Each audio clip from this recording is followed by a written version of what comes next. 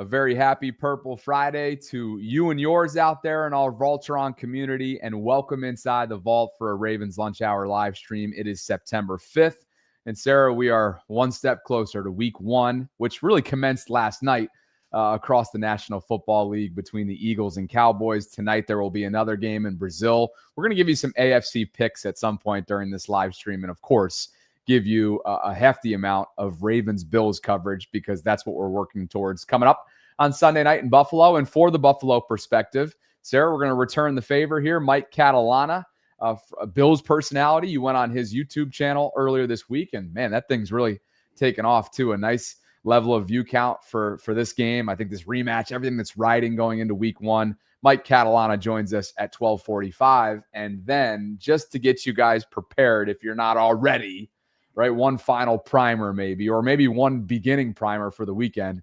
PHP, Park Heights Prophet, joins us a little after 1 o'clock, Sarah, to do what he does best, and that is start this hype train. So those are our featured guests today. But in the meantime, we have an apology from Mina Kimes, sort of. A funny one. Yeah, Mike Green, Ravens rookie, appears to be locked in. We've got press conference or more of a scrum sound from him.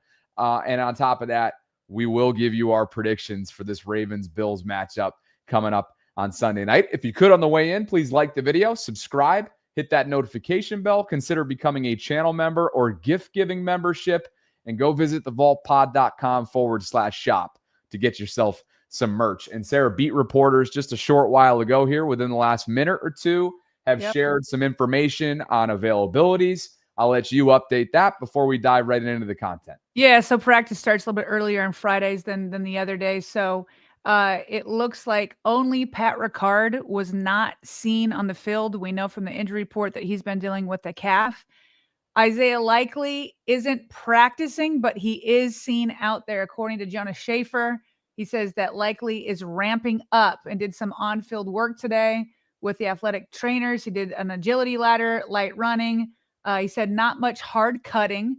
So that is another sign that Likely is getting closer and closer, but nobody's seeing Pat Ricard. So it seems like he might be further away. And just for the Bills perspective, while we're on this topic, obviously we'll revisit it more in depth with Mike Catalana, but beat reporters on the Buffalo scene sharing that Sean McDermott, Bills head coach, says that Tre'Davious White, former Raven last year, prior to that he was in Buffalo, and kicker Tyler Bass will not practice today, suggesting that Sunday could be off the table for them, but they're not going to go as far as to actually share that. Why would they?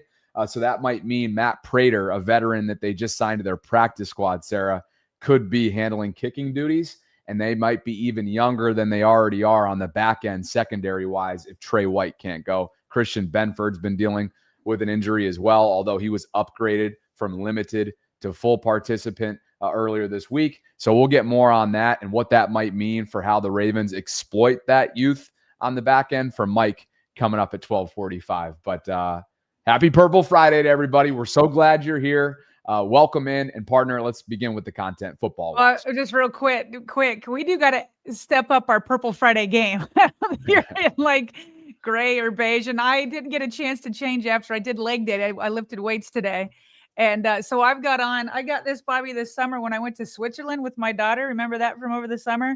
Yeah. I went to the Olympic Museum and I got this jacket, and I always like a little jacket as I go work out, coming home. It's a little bit cold outside. So that's next Friday we'll bring up our Purple Friday game for sure. Hey, I got to say too, actually, just to comment on your wardrobe quickly, it kind of gives you that retro type feel. I like it. I mean, it's kind of like you look like you're ready to go do wind sprints or do some sort of like field activity. You're like on a track. So you look good. Hope you had a great workout. It is retro. This is 92 when the Olympics was in Barcelona. That's what I got. So that's what I wore to my workout today. You're looking clean. And Josh Jones is just observing that those are Bills colors over there. I mean, I really messed up. Not only am I not wearing purple, but I accidentally, I should have just changed my workout. I should have found more time to do it. So that's my bad for sure. All right. Anyway, into the content. So Bobby, we are on the verge. Well, actually, the NFL season opened up last night, obviously, with the Eagles and Cowboys game. We'll review that a little bit later.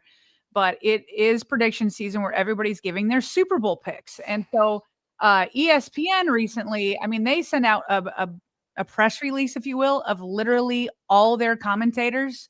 And there's 68 of them, and they have them give various predictions on different topics. But obviously, two of the biggest predictions is who's going to win the Super Bowl and who's going to win MVP.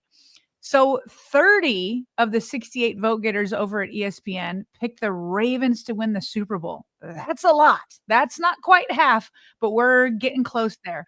Lamar Jackson got 22 votes for MVP, and that did lead the way. I know that Burrow was in there and other guys. Okay. So our friend Lily Blum, who has helped us out before when we get some ESPN commentators on our show, she kind of helps behind the scenes to get people on. And so she tweets last night, the entire NFL live crew picked the Ravens, and I'm spiraling. If you know, you know. So Lily, people don't know her, but she's a Ravens fan, and that's why she's partially she's been so good to us. So Mina Kimes, who is part of that NFL live crew, quote retweets that and says, Baltimore, I'm so sorry, which I'm assuming that the NFL live crew is wrong a lot about their Super Bowl picks. And Bobby, it's not just ESPN though. I've got a conglomeration of various people picking the Ravens to win the Super Bowl. And on the back end, I'm going to ask you a question about it. But it's from ESPN, it's from NBC Sports, it's from it doesn't matter. There are so many people picking the Ravens to win the Super Bowl. MVP. Lamar Jackson. I believe Lamar Jackson. There, now we're talking. I think with Lamar Jackson, let me say this, because I'm a Pittsburgh Steelers fan, but I got to say what I'm going to say.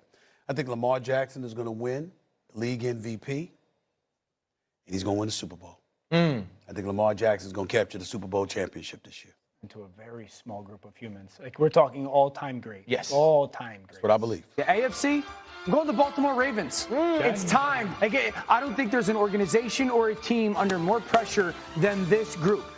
A head coach who has won a Super Bowl. They've got a quarterback with multiple MVPs, and they got 5 first-round picks on defense, best roster in the AFC. Who's winning? And I think I took the Ravens to win the Super Bowl.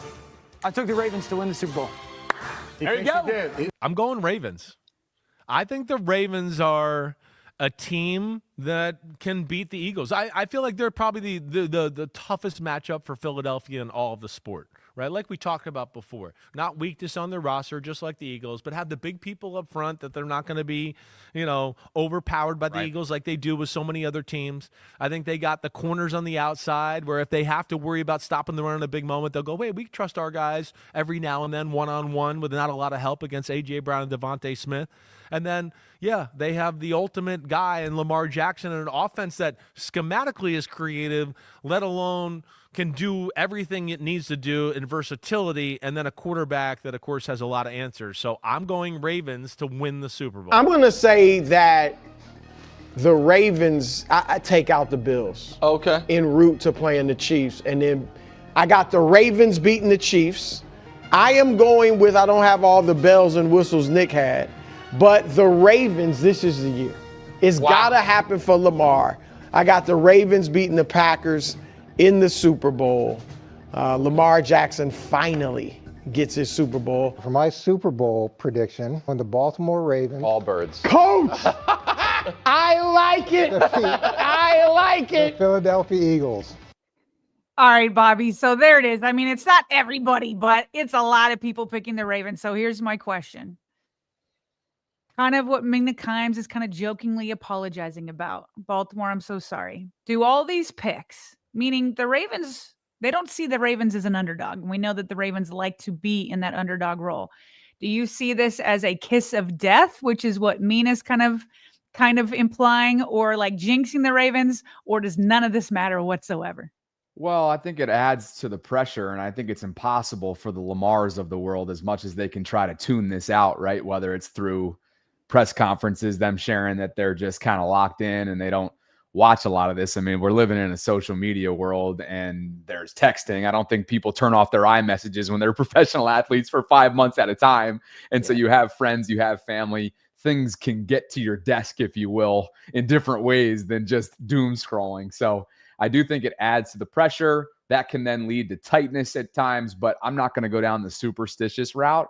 That's just not me. But I also see where that comes in from a fandom standpoint, because you get nervous, especially when your 2 Super Bowl titles have been captured in ways that weren't necessarily like the favorite in those seasons, right? In the history of your franchise. So I get it.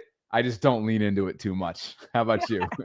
I definitely don't lean into it, but Bobby, you know that I do believe that like greatness, true greatness means that you have all that pressure and people expect you to win and you meet that expectation. I don't mind in the least bit that the expectations are sky high for the Ravens, because if we're all being honest, if everybody in the vault is being honest, everybody that's listening to me that's a Baltimore Ravens fan, all of us believe the Ravens are capable of a Super Bowl. All of us believe that.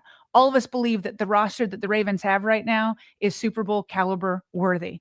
Obviously, there's some things that might go out of their control. I mean, injuries can stack up. I mean, who knows what can happen? Other teams can be better than we expect and all of that. But we have seen this team several years in a row now who in a position to go all the way. And they've stopped short, not because other people have stopped them, but because they've stopped themselves. They've either lost their identity or they just, like literally fumbled away moments or like let the moment slip through their fingers. Like it's literal. So like, how can I be mad at all this national media saying, I believe the Ravens can win when all of us believe that here? So the Ravens are going to have to learn how to win with expectations that they will win. It's going to have to learn that you cannot be the underdog where there's no pressure or there's less pressure as the underdog. Everybody believes in them. They believe in themselves. We all know they can do it. Accept the expectations and meet them or exceed them. Let's go out and start this Sunday night against the Bills, the road to the Super Bowl in Santa Clara, in California, and let's get it done. And let's not shy away from all of these expectations. Hey, too. And you know what, Bobby? You know what? I'm going to go put some purple on. You take the show for a second. I got to get this going on. I'll be right back. Let's do this. I'm getting super chats. Oh my gosh. You're incredible. Jabbo, member for 2 months, celebrating 2 months of channel membership. We appreciate you, Jabbo. And you guys have successfully pressured Sarah into a wardrobe change, by the way, which I find to be pretty entertaining. Happy Purple Friday to that.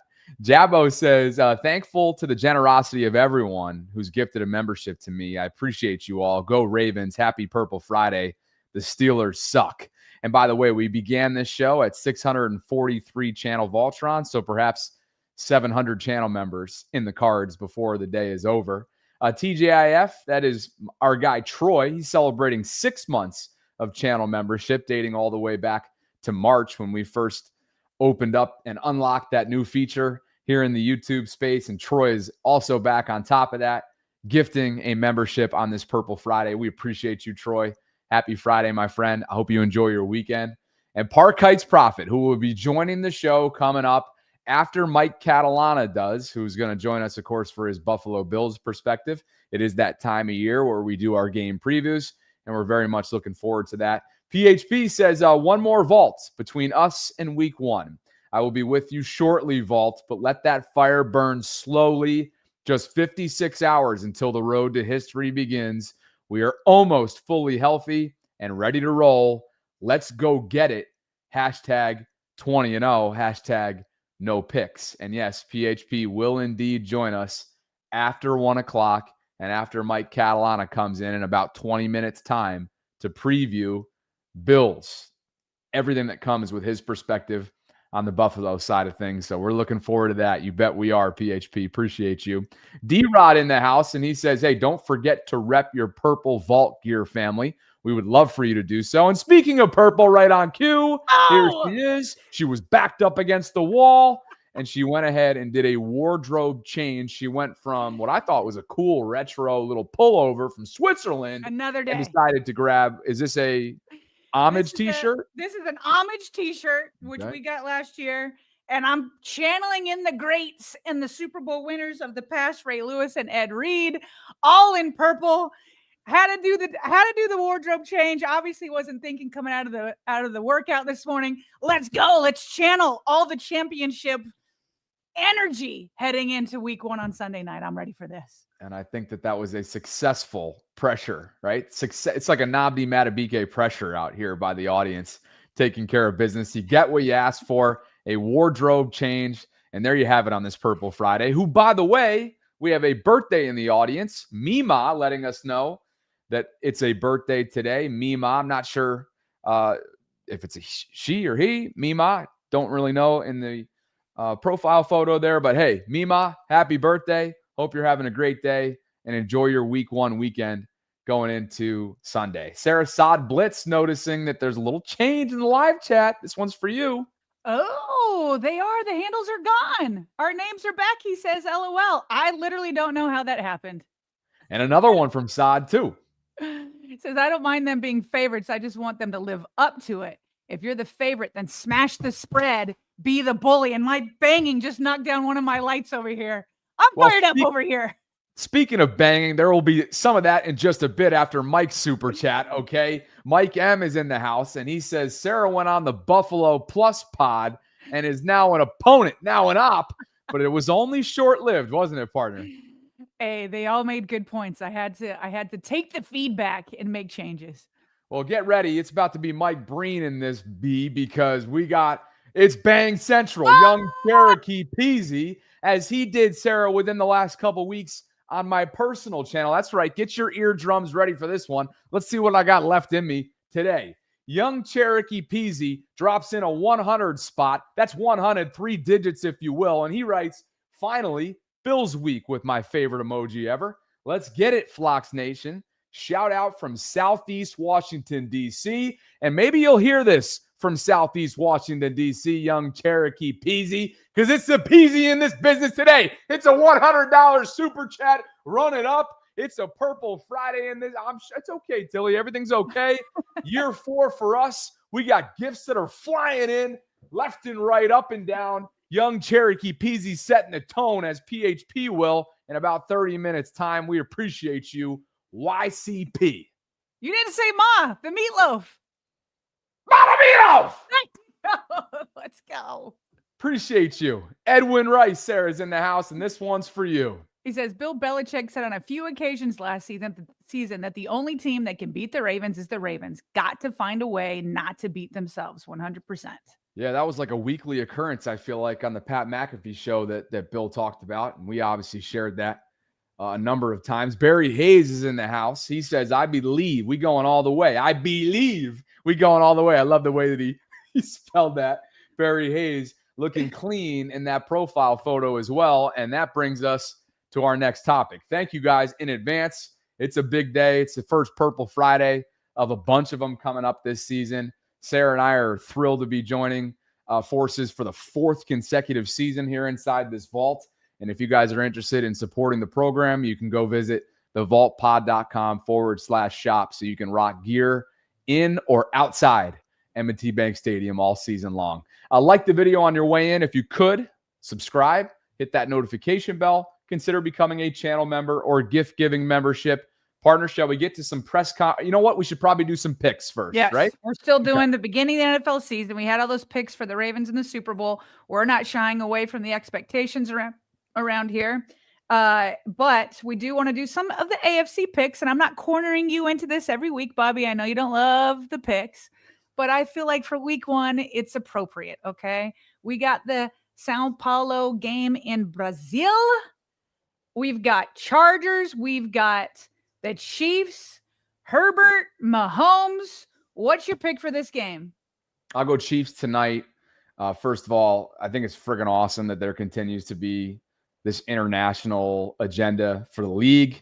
Selfishly, I hope that the Ravens will open up in the coming years in an exotic place like this so that we can go. I know I want to go. I'm sure it'll be tougher for you with what you have at home, but I would love to go to a game in Brazil, an NFL game in Brazil. I'm going Chiefs tonight. We talked about this a week or two ago, and then we laughed about it in our pre-show because Orlovsky thinks that not only will Denver win the division, but he sees the Broncos being the 3 seed in the AFC, which is rich. But I do see the Chiefs still winning this game. I still see them being competitive, obviously, throughout the year. And until proven otherwise, they're going to be there when it matters the most. But I could see them giving up that division to the Broncos. In terms of week 1, I got them over the Chargers tonight. How about you? Oh, we know you can see that. You and Dan Orlovsky both together. Bobby, somebody in the live chat, I think yesterday or sometime this week, joked that Justin Herbert has the best PR team on the planet because somehow he's always listed among the top quarterbacks. Justin Herbert's PR team did not get to me. I do not see him leading the Chargers to a win internationally. I'm going to give it to the Chiefs. I would love for that to happen. I would love for the Chargers to just give a nice little gut punch to the Chiefs to start out the season, but I think that will actually happen the other way around. I think it'll be Jim Harbaugh and Justin Herbert who absorb the gut punch. Yep. Next one across the AFC here is in division starter for Cincinnati and Cleveland. That's the AFC North showdown that will happen this weekend. Partner, let's go back to back for you. What are you thinking? Yeah, I'm going Bengals. I think the Bengals have been accountable for starting off slowly over the last couple of years.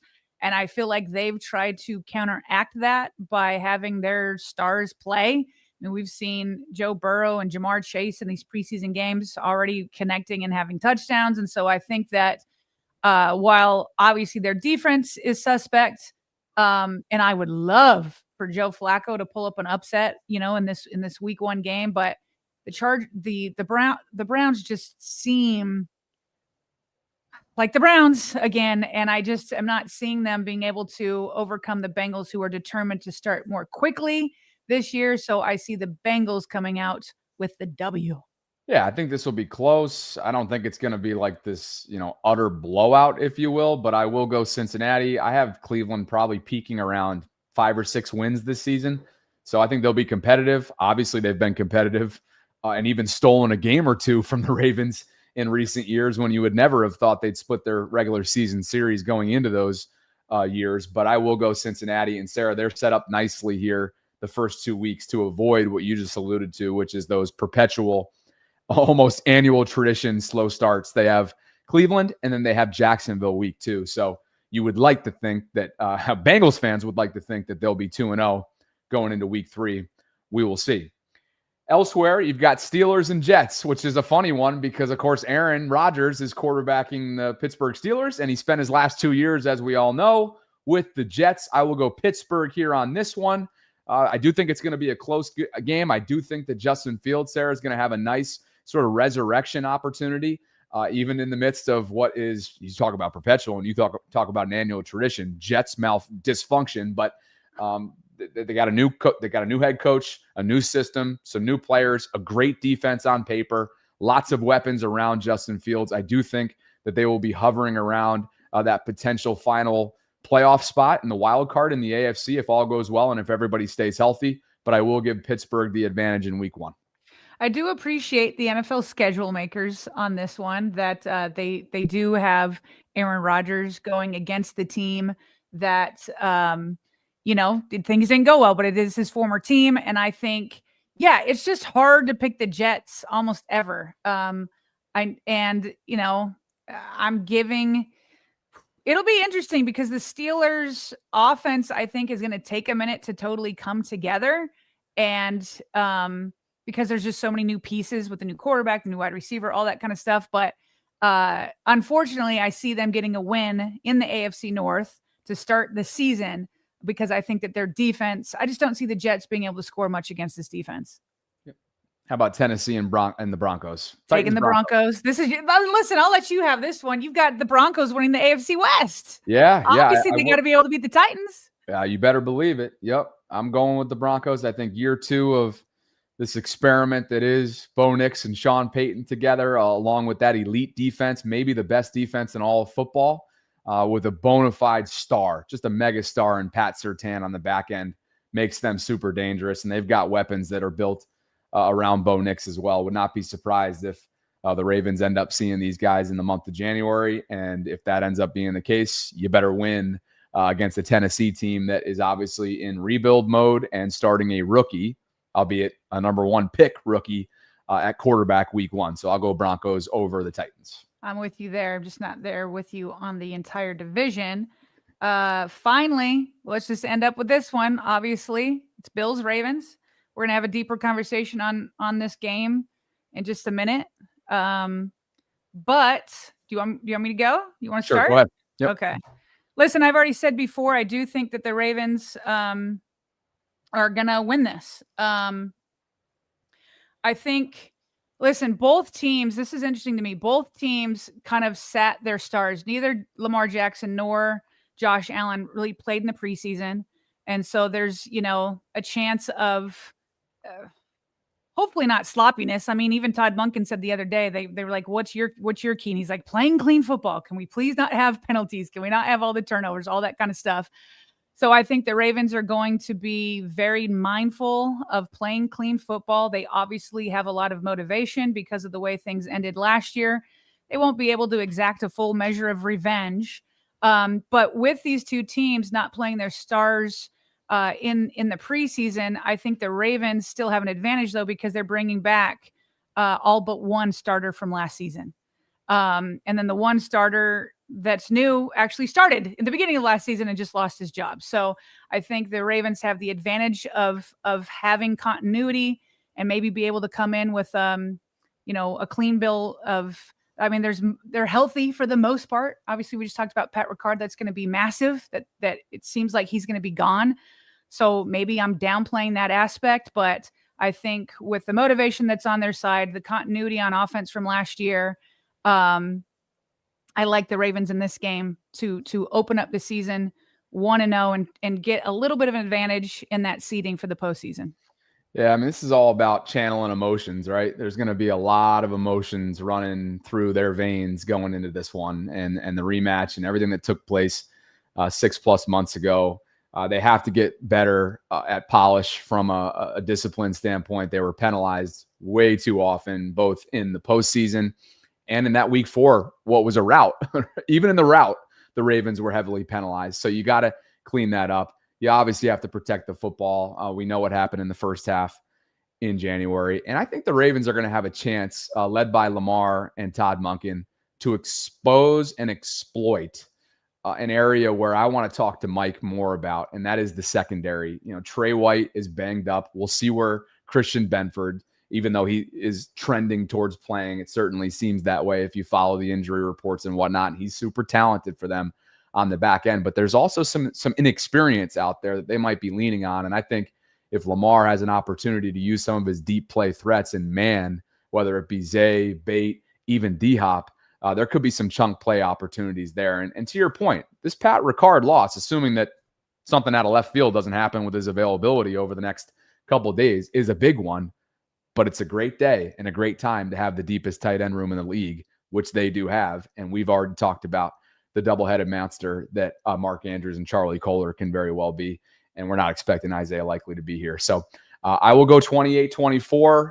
Revenge is served, at least for the time being, in a Ravens victory. But they could very well end up seeing this team again for all the Marbers, or at least in the divisional round game or whatever it is, 6 months from now, 5 months from now in the month of January. So I'm going 28-24 Ravens. Yeah, no matter what happens, to your point, in this game, it's a long season, and both teams, as long as Josh Allen and Lamar Jackson are healthy, both teams are going to be in the playoffs. So this is all about seeding.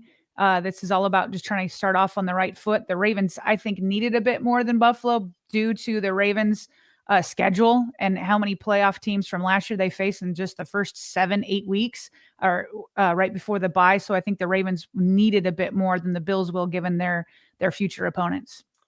Well, your friend Mike Catalana is in the waiting room, so we might as well bring him in a few minutes early. And Mike, if you want to give us the thumbs up, if you want to come on a few minutes early, then you can do exactly that. And Sarah, you joined Mike earlier this week on the Buffalo Plus YouTube program, and man, that thing is popping off. So good on you both for a great program there. And Mike joins us for his Bills perspective, and you can go follow him on social media. In this case, as you see on screen, on X or Twitter, at Mike Catalana.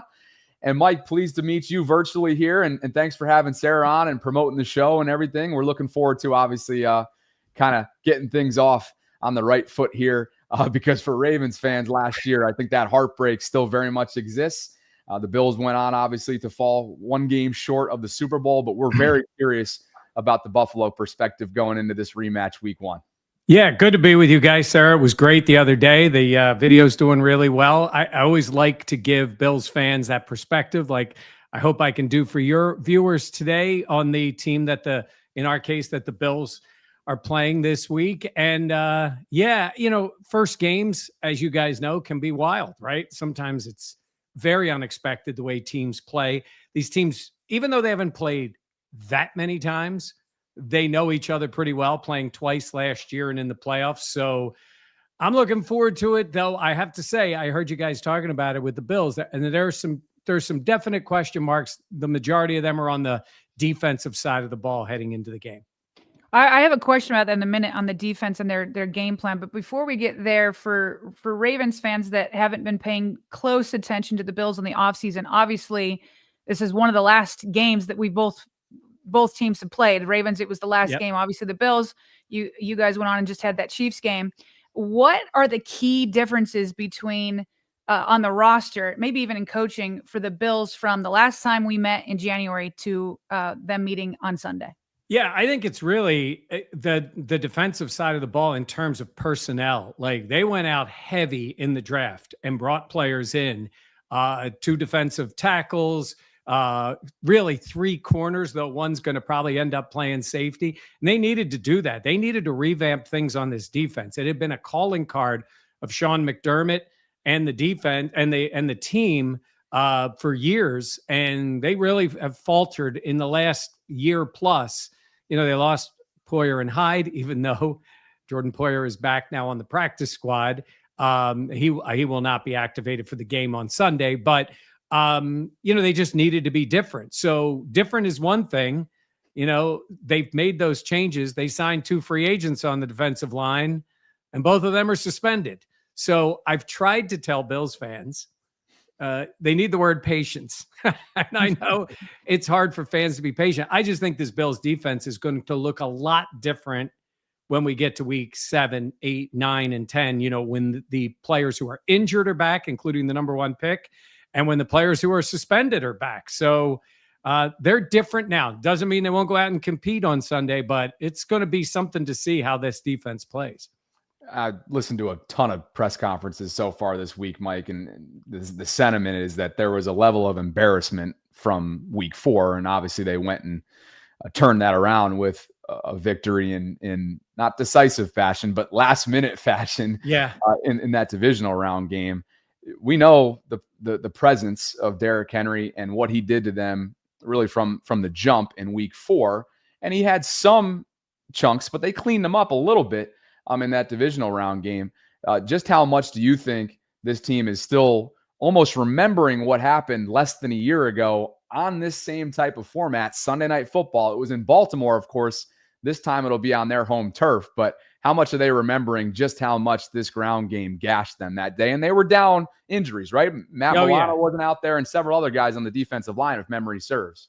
Yeah, they were. I'll tell you one guy who's remembering it is Cole Bishop. He's a rookie last year, and he gets thrown into that game because of injuries, and he did not fare well against Derrick Henry. Not surprising, as a lot of guys do that. So here's Cole Bishop now, limited amount of play last year. I won't say it was given, but was put in a position to say, I think they wanted him to be the starter, 2nd-round pick, and DeMar Hamlin was there before. They liked DeMar, but not really as a starter. So Cole Bishop's sort of been in that spot. Then he gets hurt. Then he's been back. I'll say they called him out. They basically said during camp, really during the preseason, like, hey, we still got to figure out who our starter is going to be. And it's going to be Cole Bishop. So he lines back up on the field. And who's on the other side again but Derrick Henry? So that's a welcome to the league. And then you've got the new guys, Deion Walker and TJ Sanders.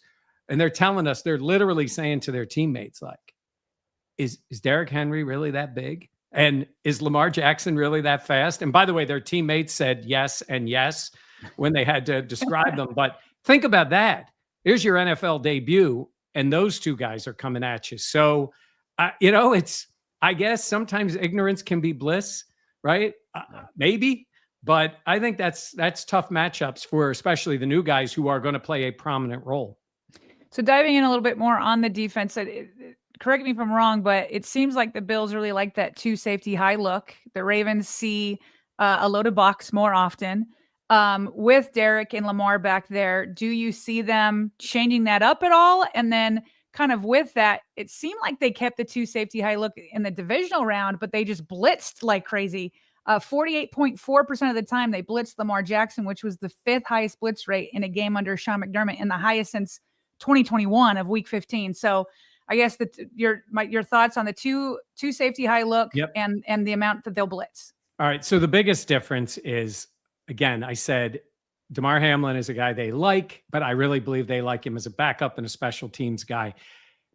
When he's just back there in that defense, they know his limitations. And I think every team does. And I think the Chiefs certainly did that when they got to the AFC Championship game. You don't have that versatility you need in your safeties. And I don't need to tell you guys with the most versatile safety in the NFL. So I do think at least Cole Bishop physically, they can interchange he and Taylor Rapp. So I think that will be helpful, at least in a structural point where Lamar's looking and not sure what the safeties are going to do. And you'll see a lot of Dorian Williams. I mean, the Bills' base defense is obviously Taron Johnson playing in the nickel, and he will be out there, but they get Dorian Williams on the field a lot when they're going against a team like the Ravens, especially the Ravens. And I think they saw a lot of that. And I think the strength on this defense, no doubt, is Terrell Bernard, Matt Milano, who is healthy, which makes a big difference, and Dorian Williams. And I think they'll accentuate that in this game to try to do their best because the D-line depth is going to be tested. I mean, they've got 2 rookies, and we're not really sure. Maybe Jordan Phillips gets activated. And on the D ends, you've got Joey Bosa now. And obviously, you got Greg Rousseau. But the backups behind them is like A.J. Epinesa. They're not sure exactly what they have in depth on that D-line. So I think they're going to try to do some stuff there, maybe even a little more blitzing than they normally would do to try to cross up the Ravens a bit. Mike, let's take a quick peek as of yesterday, and we have a couple updates to this injury report that Sarah and I already discussed during the live stream, and I'll repeat them in just a second. One of them is Tyler Bass. He showed up as a DNP Thursday. I saw Sean McDermott told reporters today, meaning Friday, for those that are watching this over the weekend or whatever, that he is a DNP today as well. So Matt Prater looking like he might be, practice squad call up. They just brought him in, right, as a veteran. And so he's on this list. Christian Benford sure looks like he's been upgraded. He's going to give this thing a go. When you take a look at this list just from 1,000 feet up, I mean, Keon Coleman is on this list. He popped up recently with a groin. He gave Brandon Stevens fits last year. Talented, big body wide receiver that seems to have some chemistry with Josh with some of those 50-50 balls. Trey White, who, of course, spent part of last year after the deadline in Baltimore, returns to Buffalo this offseason. The Ravens certainly let him walk to test free agency. Khalil Shakir looks like he's going to be good to go. What should we be watching, I guess, with this list? Trey White's not going to play. I mean, he hasn't practiced for over 3 weeks. And you guys know it's a rarity for a player to not practice during the week and play in a game. And let's be honest, a big game, but it's the first game of the season. And it's been over 3 weeks. It's a lower body injury. We believe it's a groin injury, but that hasn't been, I don't think they've ever officially confirmed that. So Trey not even out on the field. I don't think he's going to play. I think Christian Benford is fine. Keon Coleman is fine. Khalil Shakir is fine. They're all good to go. But without Trey White out there, I think you're going to see rookie Dorian Strong get that start. He's a 6th round pick. And the oddity of this is he's starting next to a 6th round pick because that's what Christian Benford was out of Villanova. And he started week 1.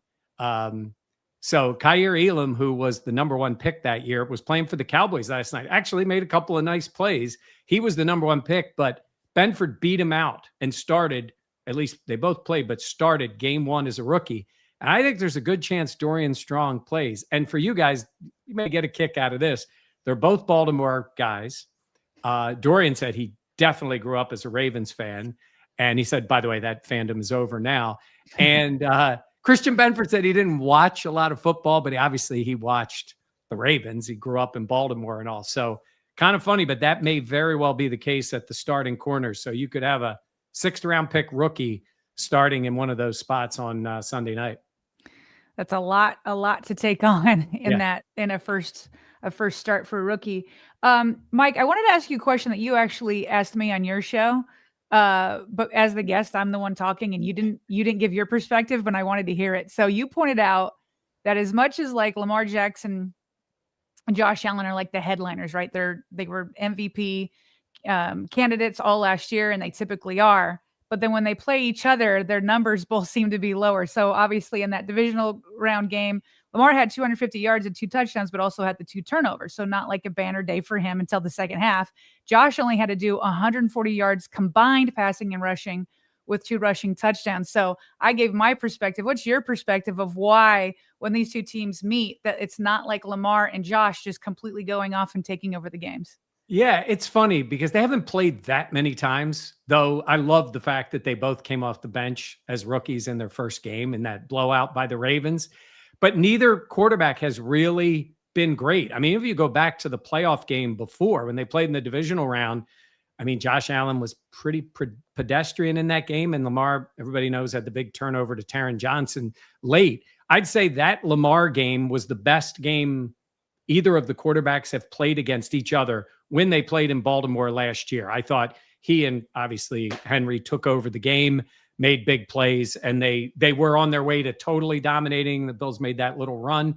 But if you remember, Josh Allen didn't have a great game and then nearly got severely injured on that bad trick play they tried to run.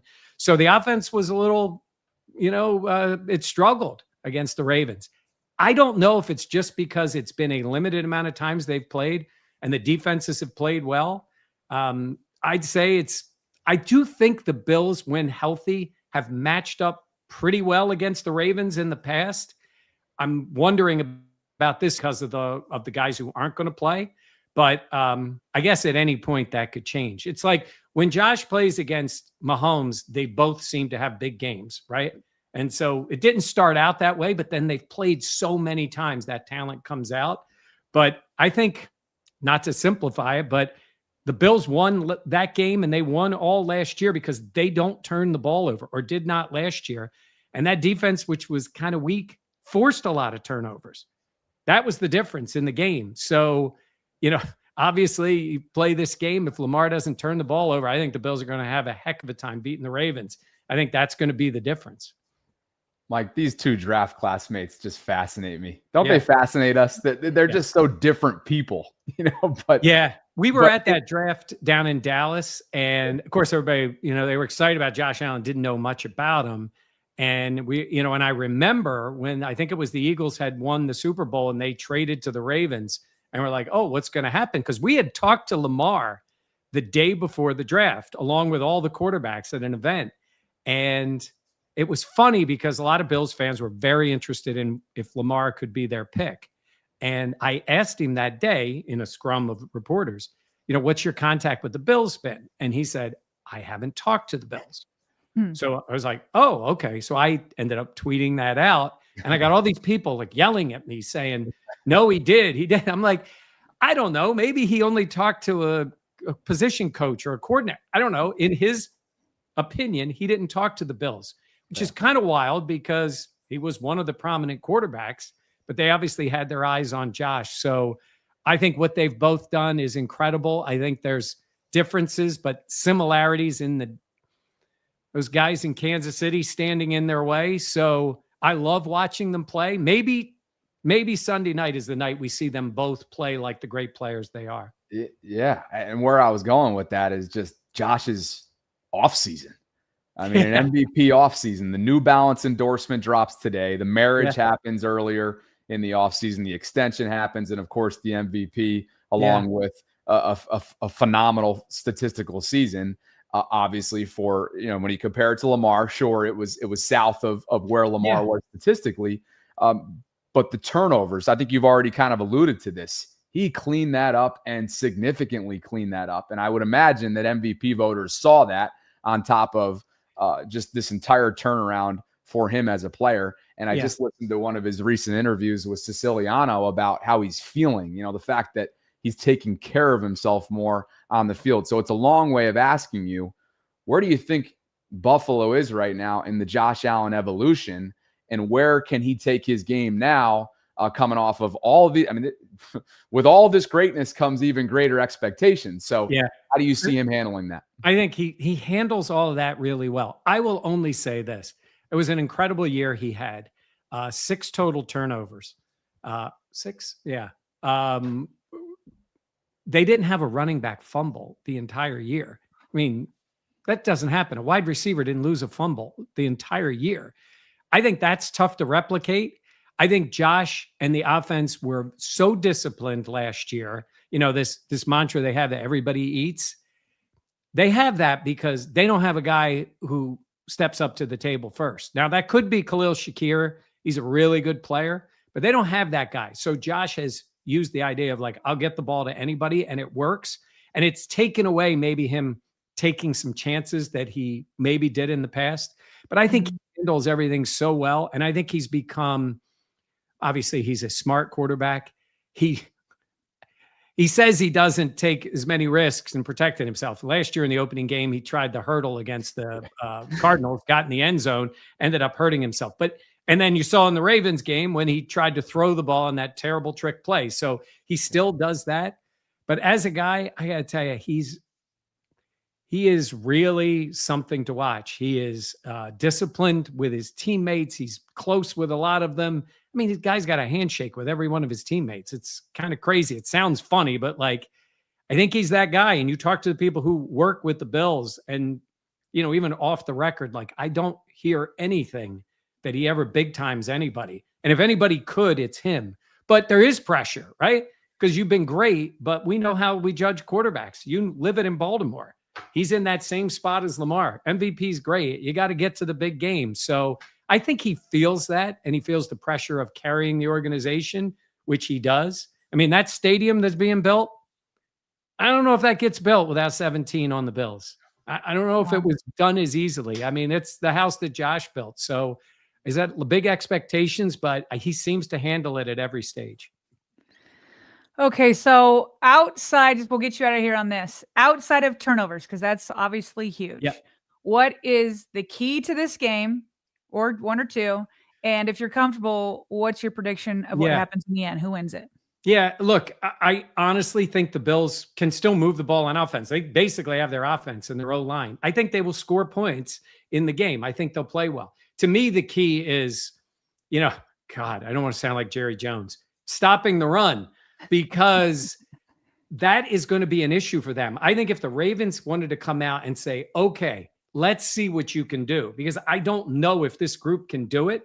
We'll see. And especially when they go to the bench, they say we like to rotate. We like to rotate. Okay, you got a lot of kids coming off the bench. Let's see if they can handle it against these guys. I think if the Bills can, it's not about putting Lamar in a spot where he's got to throw and you don't think he can beat you. He can beat you. But if they're just running it down your throat, you got no chance in the game. And be honest, I think the Ravens have helped them. Even last year, where you saw a little less of Derrick Henry, I would have that guy out there all the time. He scares the hell out of them. He should. So that's what it is. And honestly, we just did our live podcast last night. I got a few boos when I said it, but I've got the Ravens winning the game 27-23. I think, and I still have the Bills winning the division. I still have the Bills possibly a top seed. I think they have an easier schedule. And I have the two teams meeting in the AFC Championship, which would be over the great Chiefs. to see. Who do you have taking down the Chiefs? Honestly, I think they're going to end up playing the Broncos in the playoffs. I think that could work out just depending on how they fall. I'm with you a little bit, Bobby. I think I like that Broncos team a lot.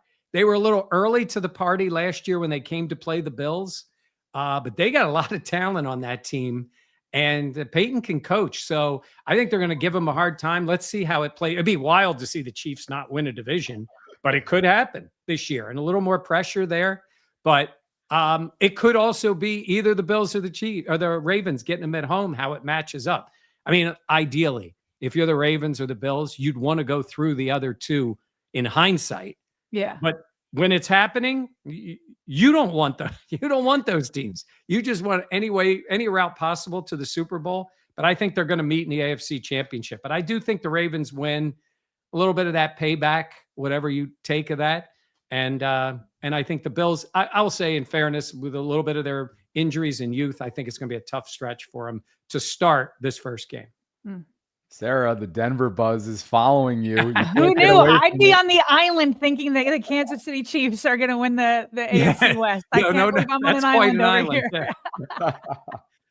Yeah. Oh, Mike, we got your Twitter up here. We really appreciate your time, and thanks for having Sarah on. I just realized I missed a message from you over Twitter within the last few weeks, so apologies there. No problem. No problem. But here you are on X. It's at Mike Catalana, and let everybody know if they want the Bills' perspective over the next couple days, what you have coming up, and where they might be able to find you outside of Twitter and YouTube. Yeah, that really, I'm on the local ABC and Fox affiliate, so TV-wise, we're here. But Twitter and YouTube, and look, I've been doing this. This is 38 years covering the Bills. I'm on Instagram. I'm on TikTok. They got us all over the place now. So basically everything we do, it's just my first and last name there together. And our brand is Buffalo Plus. So all of our Bills coverage goes on Buffalo Plus. So I got Jenna and Dan. They're awesome. That's our team. So that's who you can check out. Bills coverage all the time. Awesome. Thank you so much, Mike. Enjoy the game. And we hope to do it again if your prediction comes true. All right. Playoff time. Sounds good. Thanks, Mike. Awesome. Mike Catalana, guys. Great stuff there. And nice of him to return the favor there. And good stuff. Hey, not the only people inside this channel, right? That are picking the Ravens in terms of predictions and whatnot. Let us know in the live chat what your predictions are for this week 1 game. It's Ravens at Bills. And of course, it's a rematch of the divisional round game. Great guest and great to get to know Mike a little bit.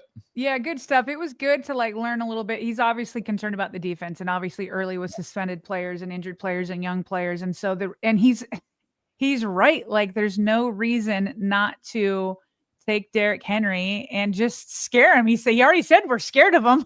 Why not? He feels like the Ravens are kind of doing him a favor when they take him out. And so, when I was on his show, I said for sure Derrick Henry, and then obviously with Keaton Mitchell coming back from his injury, why not just once you've got them committed to really eat, not that Derrick doesn't go outside too, because he does, and he's had big runs from there, but it's you're just so committed and thinking, ooh, we got to be physical, and all of a sudden you bring out Keaton, it's okay, now try to catch us, type thing. And so I talking to him and the state of that defense, it really just makes me feel even more comfortable with my pick that the Ravens were already going to win, because I feel like the Ravens do have the continuity on offense. They're obviously going to be a little bit rusty, but I feel like they'll find their stride against this Bills defense.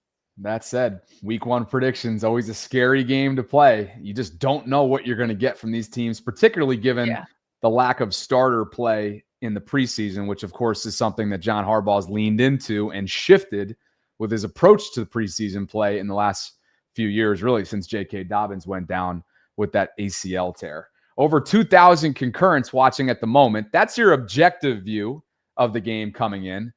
Anything but is coming up in a few minutes in PHP, right?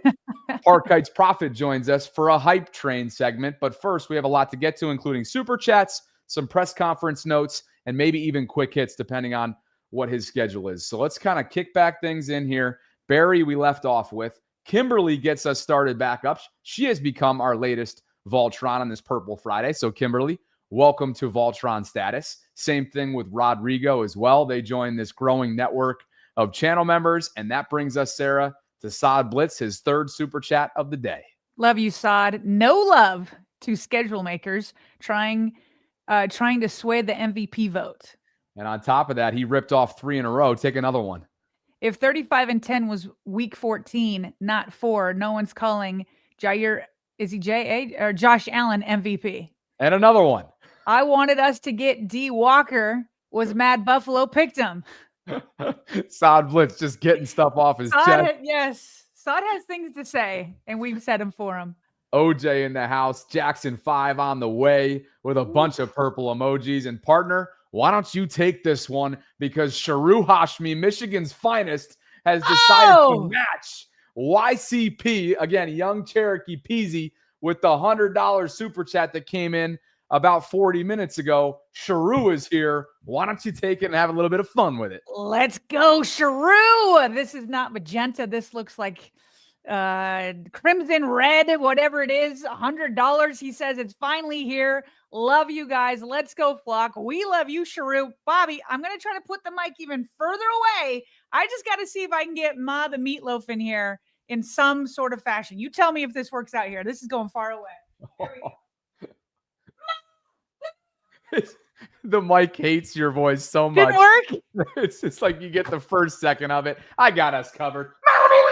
Sharu for the win, baby. Appreciate you, brother. Got a chance to meet him in person, as some of you know and remember, from the Buffalo tailgate before that divisional round game in Orchard Park, Western New York. He is the man, and we appreciate you, Sharu. He's been with us from the jump, supporting this show from the ground up. Edwin Rice is back, and I think we already had this one. Yep, we did. I just got quickly caught off guard there. PHP, Sarah just letting us know. Let me know when you are ready. I am here. And he also has the link, so he will be in the waiting room in just a bit. But we do have some press conference notes to get into yesterday.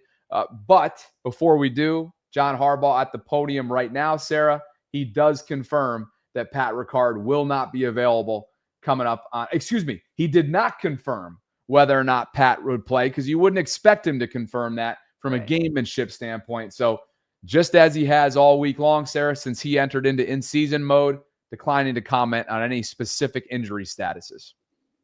Yeah, and whatever, we'll get the injury report. I'm sure. I mean, Patrick, what's the last date that Patrick Ricard has practiced? And I feel like you've had them memorized. The August 9th. Excuse me. That was Jair leading up to this week. Pat's the 14th.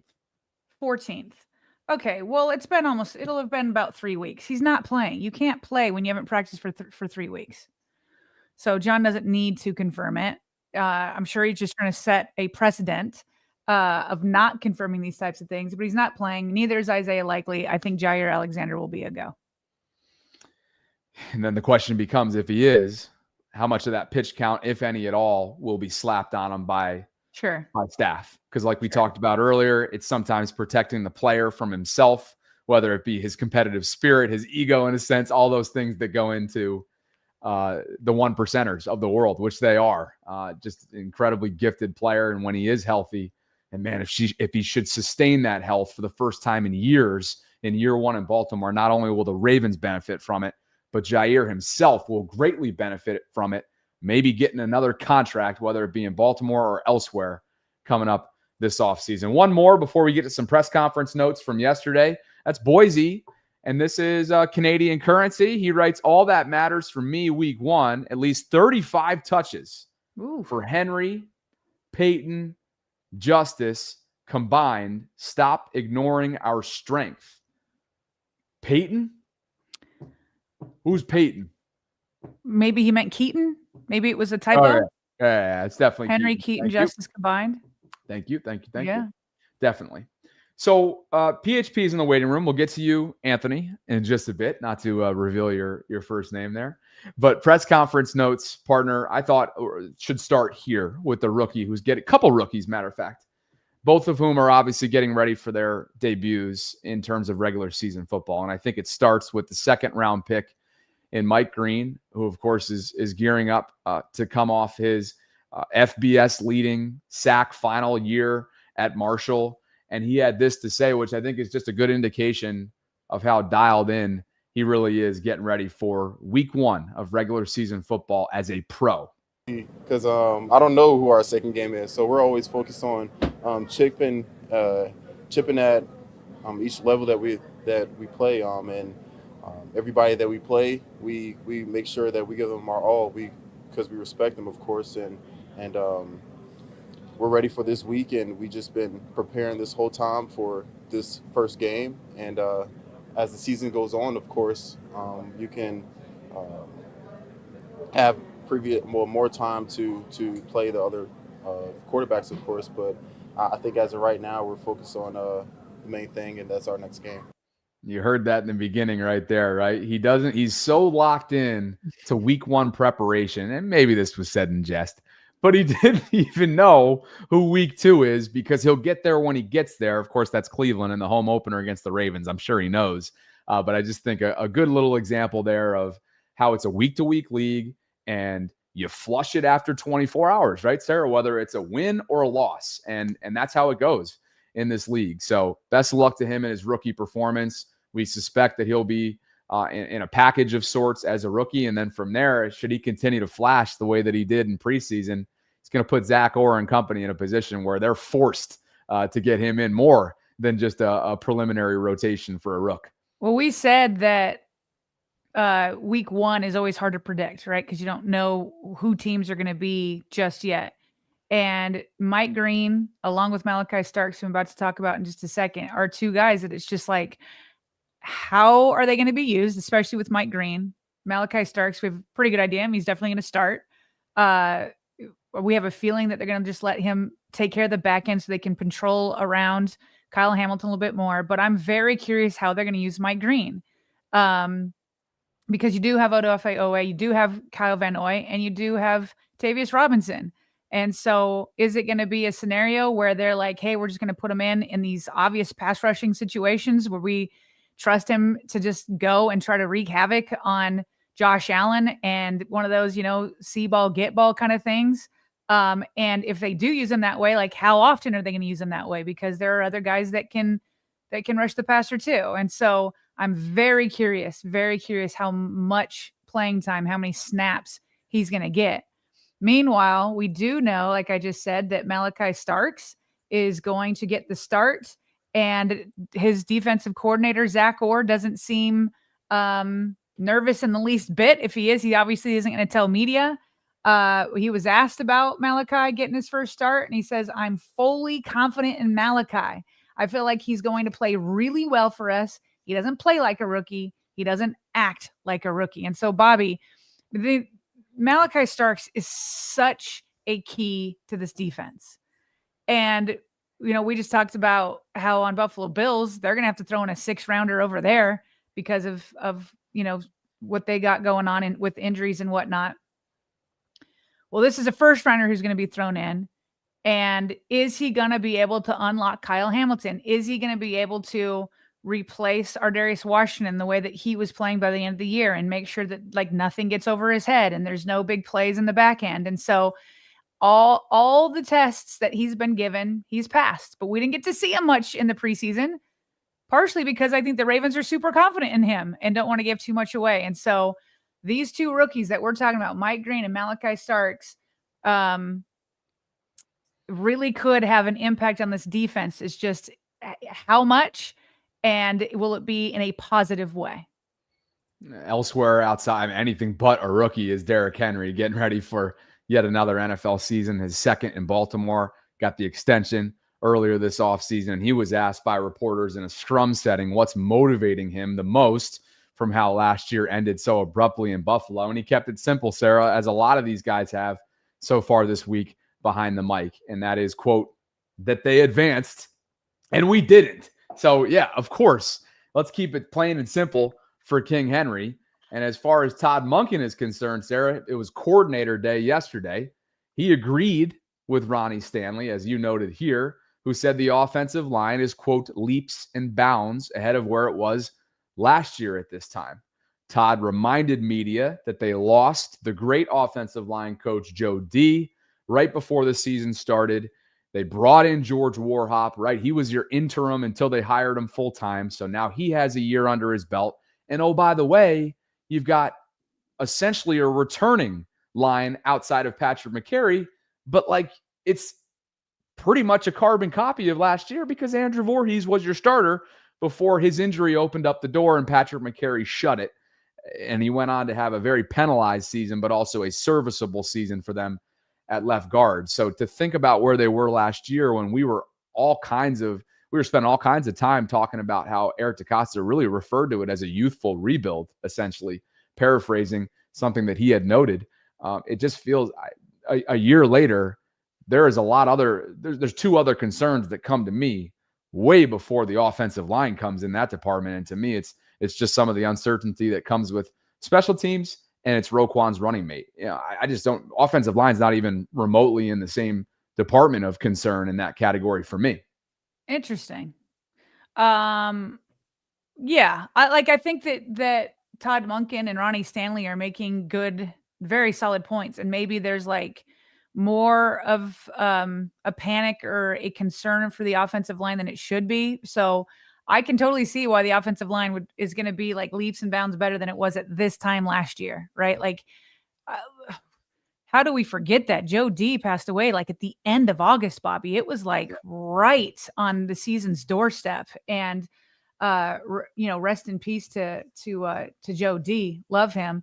And so having George Warhop in there and being able to, bring some more continuity the way Zach Ward is going to have continuity on the defensive side in his second year, that should be comforting. So maybe the concern shouldn't be as high as it's been. And I know it all mostly centers around Daniel Fa'alele, a little bit with Voorhees just because he's an unknown. But yeah, I would still put it like if somebody were asking me, like if I were to go on another show, and Mike never asked me this when I went on there, if he had asked me like where are the concerns heading in, I would definitely list the guard spots plus offensive line depth right there with weak side linebacker and a new rookie kicker. In fact, I would put. Well, I guess we'll see. I don't know. I would put them all kind of in the same category for me. Yeah. Whereas I'm just You're down putting the below offensive line below those first two, which is not far off, obviously. Another rookie who's gearing up for his NFL debut is Tyler Loop, and Brian Wacker put a piece together on the Baltimore Sun. And number 33 says that he's so nervous, apparently, about his NFL debut. I don't know if this is sarcasm, Sarah, but the night before the Bills game, he plans to have a cookies and cream milkshake. And Brian has more on that, again, via the Sun, and also why he's so confident and what's ahead as he replaces the most accurate kicker in NFL history. He also spoke with reporters in a scrum this week, Sarah, and talked a little bit about the Loop, there it is chant that seems to be gaining some steam within the fan base. Here is a smiley Tyler Loop. It's hilarious. A lot of people, like, it's not corny, but it's just funny because I'll want, like, sometimes if I get recognized in public, people go, Loop, there it is. I'm like, yeah. But no, it's fun. It's something that my family likes to, they've kind of like to adopt and make jokes about. And it's been really cool to see Baltimore embrace me like that. And it's made me feel very supported here. And it's made me really excited to be here playing football for the Ravens. Pretty sure I hear Marlon screaming in the background there. That certainly sounded like his voice. But Tyler Loop, is this sarcasm or not? And Brian's, how do you interpret this tweet? No, I think I think he's just getting across the point that Loop is not nervous. Like, yeah, it's kind of like how many times have we seen memes of like when Lamar Jackson's in the preseason. So there was one in the last preseason where he had his hat on backwards. He's chilling on the bench, and people are like, and if national media, Lamar Jackson's under the most pressure of anybody in the NFL. And then they're like Lamar Jackson that shows him just chilling, like he doesn't have a care in the world. And so I think that's like what he's getting across here is that, he's like having milkshakes, he's having cookies. It's like he's not. And then even in that clip you just played, like he just is like the fun kind of like nerdy kicker, that's just like, whatever, I know what I can do, and I'm gonna go and tackle people, full body tackle people in the preseason when I shouldn't. He'll learn those types of lessons, and so it's just kind of the same dichotomy, like you just said. Like one of your biggest concerns is special teams and the kicker because he's a rookie and we don't know yet until he's under the lights. So here you are saying he's under all this pressure, and he's like, "Pass me a cookie, I'm good." Well, I guess what I was getting at is that his way of therapy? Is that therapeutic to him? To handle the nerves is what I'm getting at with sort of his snack of choice the day before a massive opportunity. That's kind of what I was envisioning there. But don't look now, Sarah. There is a run-on gift giving that's happening right now in our live chat in anticipation of a man who not only is wearing his Ravens gear, but he's rocking his Vault gear. And boy, do we appreciate him. He just popped up into the live chat, into the waiting room. It is Park Heights Prophet, the famous PHP. It is a Purple Friday in this house. It's going to be white on black coming up on Sunday night in terms of game day threads. You and I are looking forward to our coverage, our post-game coverage, which will probably take place just before midnight, hopefully, if all goes well timing-wise. I will have pregame coverage in the 6 o'clock hour leading into the 8:20 kickoff in Buffalo. Before we bring on PHP, please like the video on your way in. Subscribe to the channel. Hit that notification bell. Consider grabbing yourself a piece of merch like you're about to see rocked by PHP. And we should probably get caught up on some of these gifts, Sarah, before we get too ahead of ourselves and bring in the hype man himself. David Anderson is celebrating 2 months of channel memberships.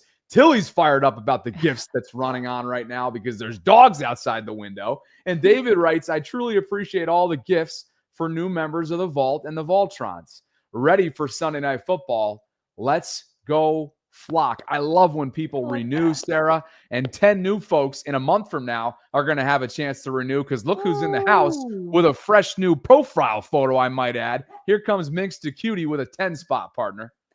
That's pretty nice. That's pretty nice. I've seen some love from her in the live chat besides this. But yeah, that new profile picture looking good. Looking good. And thank you for the gift giving.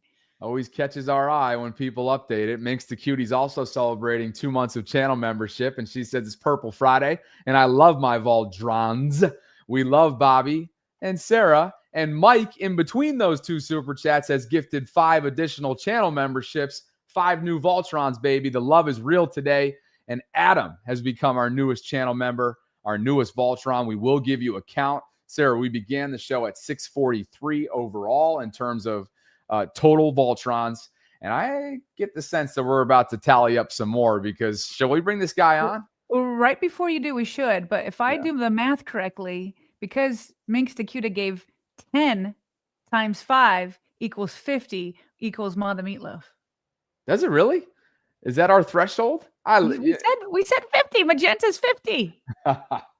Okay, I'm sorry. Yes, thank you for the math. I had a little bit of a gaffe there. Minx had me a little distracted, and I see PHP that's ready to burst through the screen. So, in honor of PHP's second appearance here and in honor of Purple Friday, let's just give ourselves one more to officially introduce the man himself and say thank you to Minx for a very generous gift. It's a Madam Milo Friday. Let's run it up. And here comes Mr. Anthony himself inside the vault on this Friday, making his second appearance. It is Parkite's Prophet. It is the man himself. Let's get you some big screen opportunities here. Look at the gear and look at you on this Friday. Good to see you, my friend. Sorry there, Vault. You caught me finishing up my lunch. What was on the plate, you might ask? Just a little bit of buffalo. What does it taste like, you wonder? What does buffalo taste like? It tastes like living off of yesterday. It tastes like, but he was almost there, but for 13 seconds. It tastes like excuses and entitlement. It tastes like a forced MVP. Oh.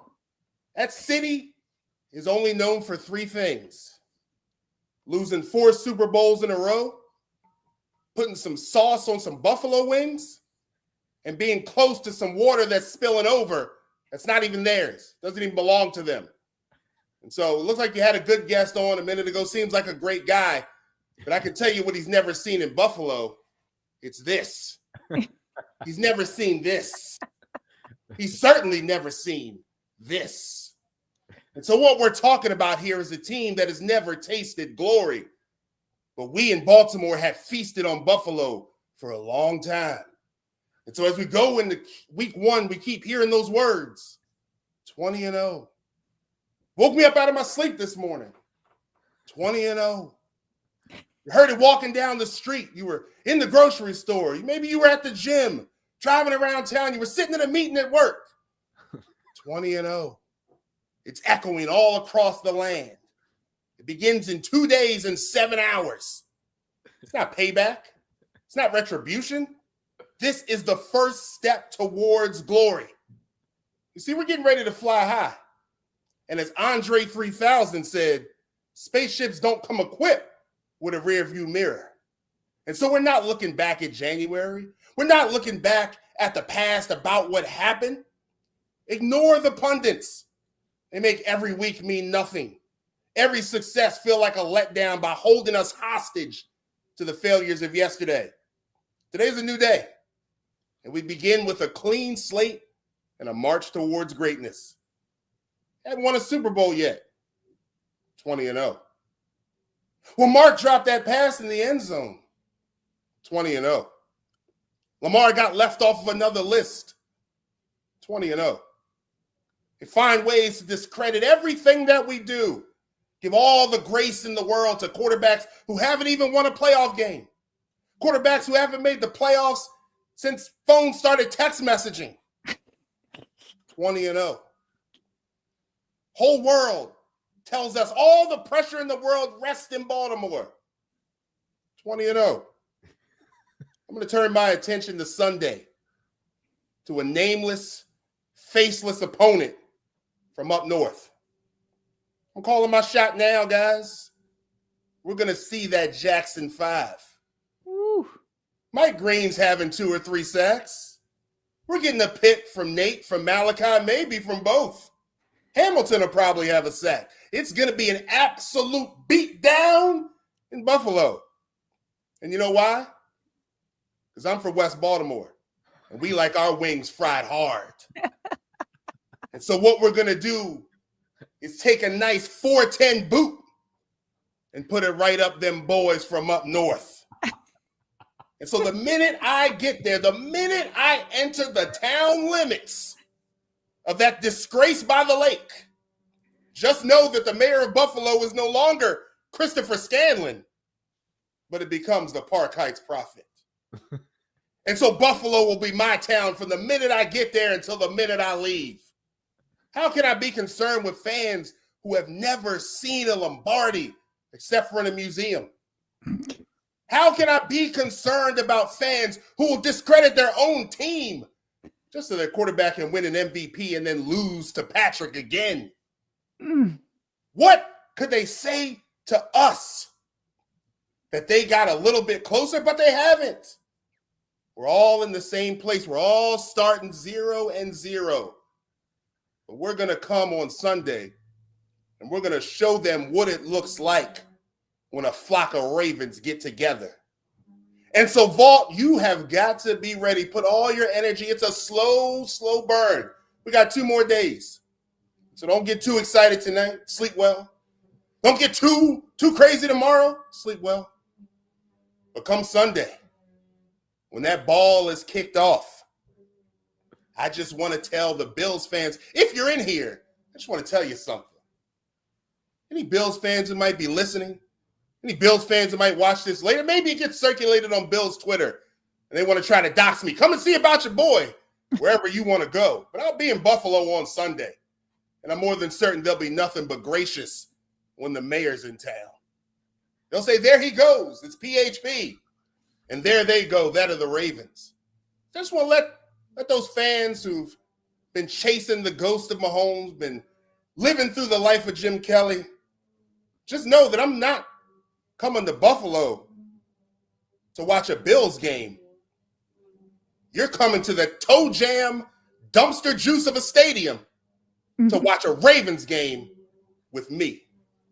And so it's Ravens 45, Bills 17.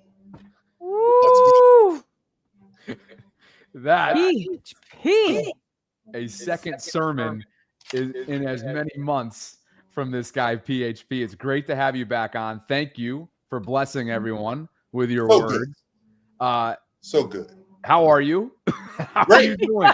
I'm ready for Sunday. I am ready for Sunday. When I get there, that town is mine. It belongs to me.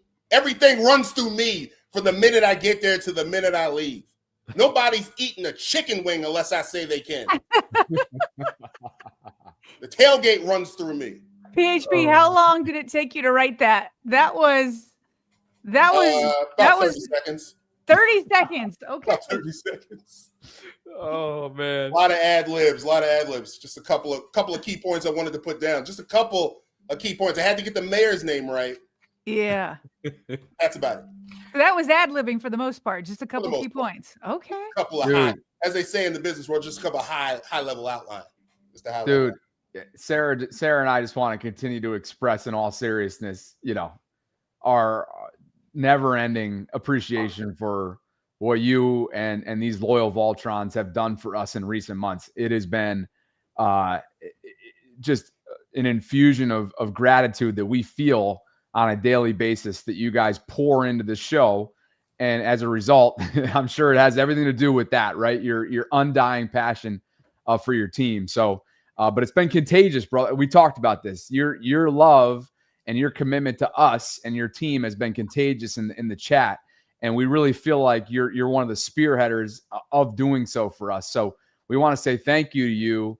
And the least that we can do, is bring you on like this, get everybody hyped up. I'm looking forward to potentially doing something, and we got to talk more coming up in a few weeks. My flights are booked, Sarah, for Lions Ravens, and I just want to admit to everybody right now in this moment that I will be doing something for the first time, okay? Maybe it'll be controversial. I hope you guys will be excited about it, and I haven't even told my co-host this yet until right now. The flights are booked. I've been given, courtesy of my friend Jason, who I met in Vegas, game tickets to go to my first Ravens game in a non-press box setting and on U.S. soil, because I went to Ravens-Titans a couple years ago.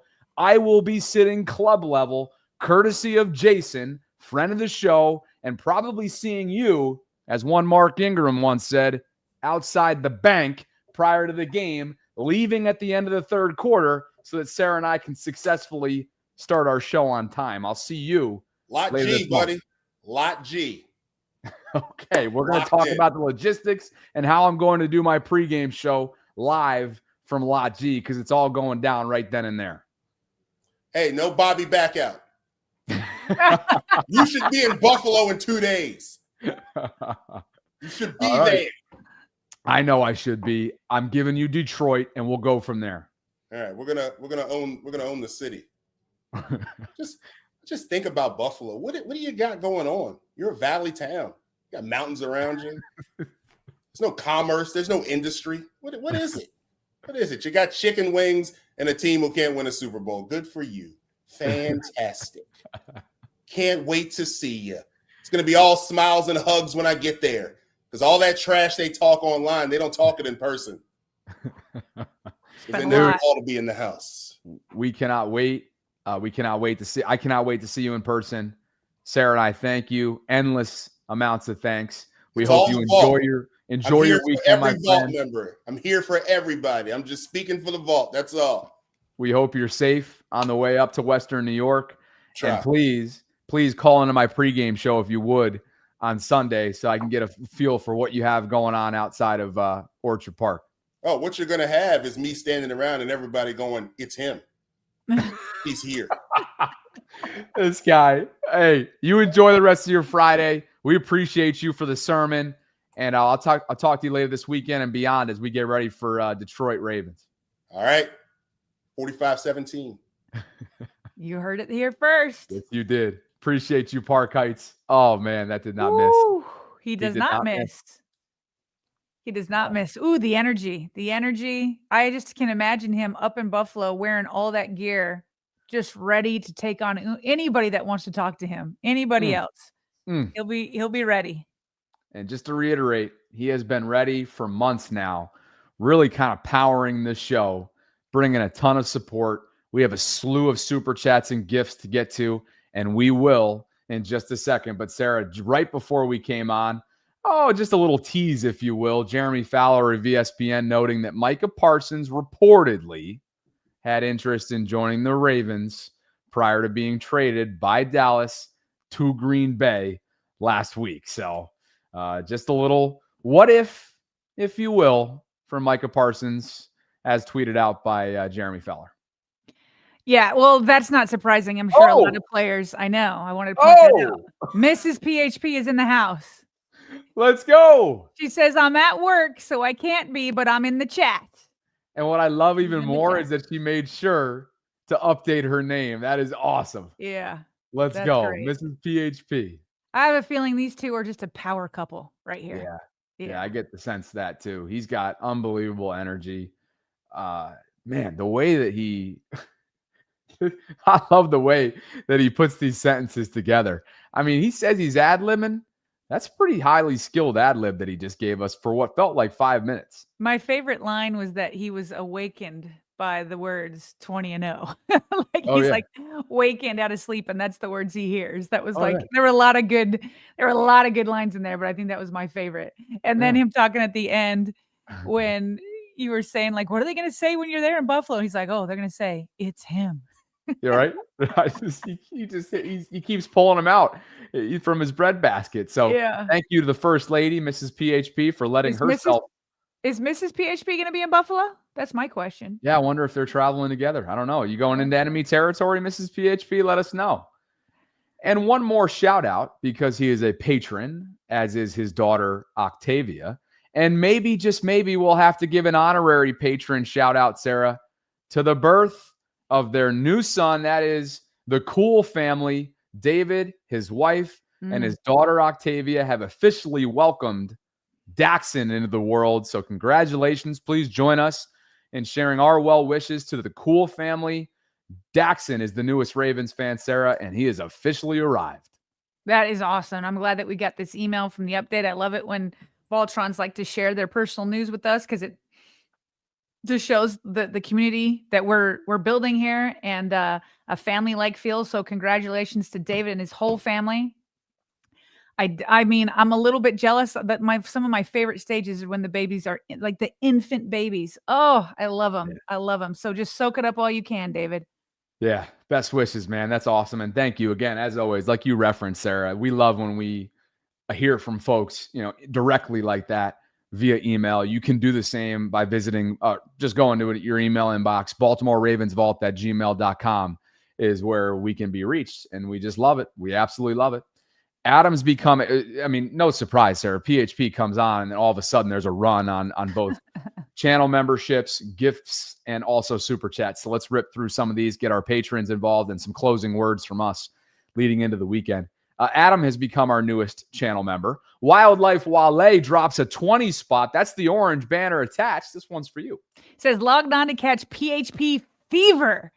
Purple Friday 20-0, baby. Go Ravens. Wildlife, enjoy it, my friend. Thank you for being here. Frank Brady has become our latest channel member, and that's something we need to do, Sarah, before we close, is count, and we will once we get to the end of these super chats. It's a run on it. We knew it would happen. OJ is in the house on this Friday. He says, talk that talk, PHP. Jackson 5 on the way. D-Hop with 2 tuds. What a prediction that would be for his Ravens debut at this point in his storied career. Adam is back, Sarah, on top of the new channel membership, on top of showing up the vault on this Friday. He's got a $20 super chat, and this one's for you. Been watching since last season. You two are my first watch on my ride home from work. Love the content. Go Ravens 20-0. Love that. Thank you, Adam. Looks like his young man is in his profile photo, rocking some Under Armour gear, that is. Appreciate you, Adam. Have an awesome weekend.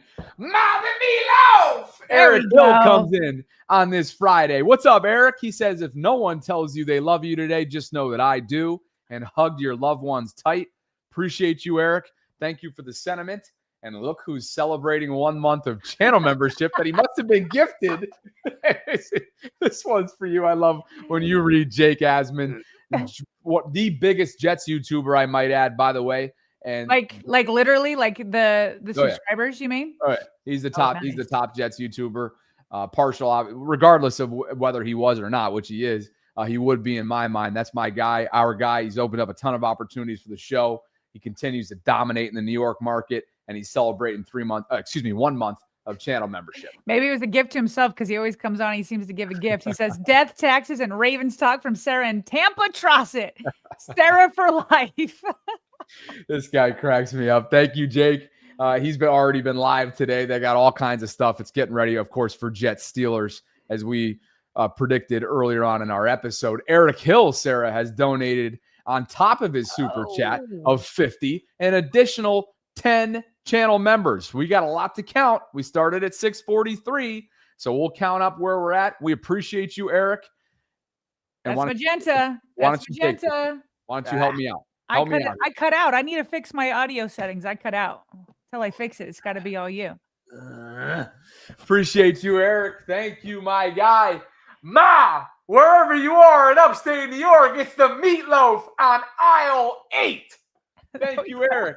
My guy, Mrs. PHP, says that she's at work, so she cannot make the game, but I'm in the chat. Appreciate you. She also said that she will never go back to Buffalo. I asked that question. She responded. She said, no, not going to Buffalo, never going back, she says. Did you get the plague too? Oh, no. Oh, no. JR Crypto is going to make me lose my voice. But JL Green is here first, complimenting Sarah the sermon that we received earlier. He says, chef's kiss to PHP in that speech you just gave. It is great to see JL's. Oh, my gosh. JR's just... You act like this is a bad thing. I know. It's not a bad thing in the slightest, but man, I love our audience so much. I really do. JL Green is here. Thank you, JL. It's great to see your voice back. JR Crypto is back with a 20 super chat donation. That's 20 channel members as I lose the ability to talk. JR with a 20 piece. That's 1. That's 2. That's 3, 4, 5, 6, 7, 8, 9, 10, 11, 12, 13, 14, 15, 16, 17, 18, 19, 20. And the veins are coming out. The veins in Bobby's neck are officially out. And Greg from Long Beach is checking in on the West Coast for you, partner. Yeah. He says, I'm ready for another. Greg says, I'm ready for another historic run and a 3rd Super Bowl victory. I'm telling you what, man. Everybody's feeling good. Week 1, from the national media to PHP to all the super chats, feeling the Super Bowl love. It's everywhere. It's oozing. I will say we have over 700 watching right now, 265 likes at the moment. Please, can we get that up? Let's continue to take this channel to the moon because you guys continue to give us that chance to take this thing to the moon, especially when there continues to be fitty spots dropping on what feels like a minute-by-minute basis. JR Crypto follows up a 20 spot in terms of channel membership gifts and follows that up with a $50 super chat. That's magenta for the win and 50 for you. Mana Meatloaf. I couldn't let this game day week go by without showing love to the Vault fam. I'm starting to sweat. Bobby and Sarah, you know what time it is. It might be having to do with something about the 90+ degree day here in Tampa. It's my fault for moving here. Bobby and Sarah, you know what time it is. PHP is getting us pumped up, and I'm holding the title belt that I've worn myself. Hashtag 20-0, putting the rest of the NFL on notice. There's ain't nobody like JR Crypto, Sarah. JR Crypto is a dying breed, all right? And that's why she comes in here to grace us with her presence. We appreciate you, JR. Have a freaking awesome weekend. Where the heck are we? Ryan White has gifted a channel membership. Appreciate you, Rye Guy. And Dana Kennedy, Sarah, is celebrating 2 months of channel membership. And Dana is calling for a PHP voiceover on a Ravens hype video. Cool. I don't think that's a bad idea.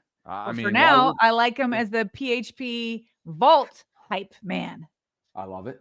Absolutely love that. And I think everybody else loves him too, because the love after his appearance continues to show. King Lee has become a new channel member, I think for the 5th or 6th time. Yeah. And look at that boy looking real clean in the profile photo. He's got the chain that's rocking a little bit. Looks like he's got a fresh new lid on. The shades are with it. He's kind of, see that little scoff he's got in his lips there, as if to say, like, what are you going to do about it over the next couple of days? That's what I read from that profile photo. We appreciate you, King, and happy Friday. And Ryan, we agree with this one. It's an all-out vibe, a whole vibe to be exact. And that is what PHP is. Thank you, Ryan, for the super chat. Sarah, Chris is celebrating 2 months of channel membership. Chris says Voltron's taking over. PHP is a rock star. Hashtag 20-0. Let's go. Oh, he's so talented and he's so kind to us, Sarah. He has been for months on end, and we just can't tell him how much we appreciate the love. It really is a contagious spirit that continues to grow. Stephen Fear the Turtle and Jason Zarotniak continue to support us as well, as many of our patrons do. And we really appreciate them because they've been with us really since the jump, since we were an audio-only show. So Stephen, Jason, thank you both. Hopefully you guys are gearing up for week 1 of this season. We appreciate your continued appreciation of what we do, and that appreciation obviously goes both ways. So thank you, gentlemen. Have an awesome weekend coming up. Woo! Bobby. The excitement, the love, the generosity, the gratitude. Yeah. All in the air on the Friday. Probably paydays going on for people on the Friday. We are 2 days away. We have been waiting for this since that stupid divisional loss. The one that just the Ravens let get away from them. They are so much better than they were in that game. We've got Vault merch here that you're pulling up. Go in there and grab some Vault merch to support this channel, to support the Ravens. Let's like represent it. I've said this for a few times now. I have to make a second order to get more of my own Vault merch. I've been getting pictures from my friends all week and their Vault merch. They're all out at like soccer games or barbecues. They've got Vault's hats on, shirts, all that kind of stuff. So go over there. There's a link in the show notes to this, but it's here. It's finally here that all the bad taste that we've all felt. It's not just the Ravens team. It's not just the players. It's not the coaches. It's been brutal to sit in this all offseason. And this is finally just 2 days away, our chance to just spit that bitter taste out, start fresh, start new, and begin this campaign the way we started at the top of the show with everybody's, predicting Super Bowls and all that. But now that we're here to week 1, we got to do what Lamar Jackson's doing. It's a week at a time. And I, for one, anytime the Ravens win, anytime Lamar plays poorly, people are going to say, I don't care. Wait until the playoffs. I care. I'm going to enjoy this ride because you don't know if it is indeed going to be historic. You don't want to be miserable throughout. Like, enjoy every win, enjoy every touchdown, enjoy every turnover, enjoy every minute, and don't let anybody steal your joy throughout the season if the Ravens play as well as we expect them to play. And on top of all those sentiments, Sarah, I think that the personal little touch that I'll leave everybody with, and maybe I sound like a broken record on this, but this is our 4th season together as a partnership. It has grown to levels that I don't think we ever would have envisioned 3 summers ago, in the summer of 2022, and we started in the audio-only space, as I referenced a minute ago. From there, later that fall, we started this YouTube channel at the end of September, early October. And since then, we have amassed over 25,000 subscriptions. We're bringing in millions of views on an annual basis and continue to open up opportunities for ourselves and hopefully, more importantly, for our viewers, our audio-only listeners that have been with us literally from day one, our patrons who have been there since that first line as well, our members that literally was unlocked in March, and now that number continues to hover well over 500. We'll get that count in just a second before we jump. And so I just want to continue to express I know it's our gratitude that something that has been a passion of yours and a career of yours for over a decade at One Winning Drive has been turned into something that we can not only do as a hobby, but that I can live off of, and that I can support my family off of, and do things that I've always wanted to do throughout my adult years. And so there are so many levels to this. It's just, at the end of the day, I go to bed every single night, Sarah, appreciative of a partnership that I have, that I've been blessed with, appreciative of an audience that cares for us, that cares for their team first and foremost. And that's why they carve out time for us on a weekly, daily, sometimes hourly basis, depending on the time of year. There's going to be a lot of people that come out of the woodwork from a long off season over the next few days. And I look forward to welcoming them back, continuing to say thank you to those that spend year round with us inside this channel. We're working around the clock to continue to build this. We had a tremendous offseason, an offseason of refinement. We brought in an editor. We brought in new sponsors that'll be starting next week. We changed our thumbnail graphics around, and we really had so many meetings about where we want to take this, where we think it is right now, and where we think it's going. And so I find myself getting emotional this time of year because I know what's to come, and I can't wait for it. And thank you for your continued support that you give to us and this and everybody else out there. So let's have a phenomenal season. And thank you guys for listening to my broken record speech that I talk about every other day. We can feel your emotions. Like I feel them and I reciprocate them. It's funny you said that like 3 summers ago, we had no clue that it would get to where we are now. And that's the truth. Like we planned on doing a 15-minute audio podcast. That's it. And so shout out to everyone that supports us, but also a special shout out to those who joined us back in the days when we just threw that 15-minute audio up with a logo of the vault, no faces, no actual video, none of that. There's been some people that have been listening all the way since back then. What an evolution it's been. And yeah, it's fun to reflect right before we embark on a new chapter.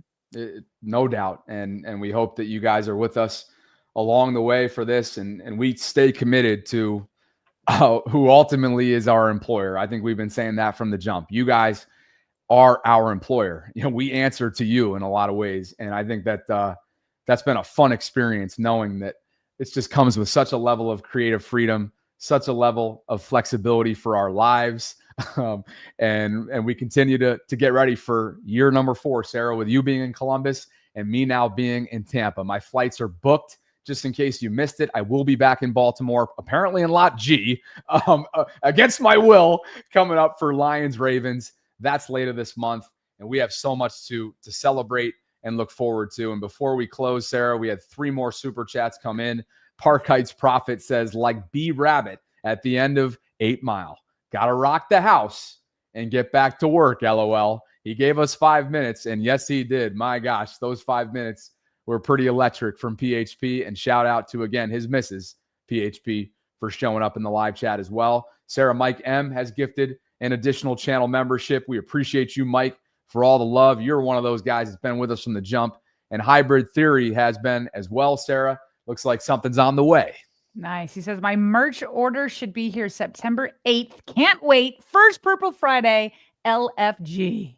Thank you, Hybrid. Manuel's gaming channel. That's Manny, Mexico City Manny, with $20 in pesos. And he says, day 41 of asking Mina to join the show for a chat. He has been very consistent in the Twitter space. And let me just finish with this, Sarah.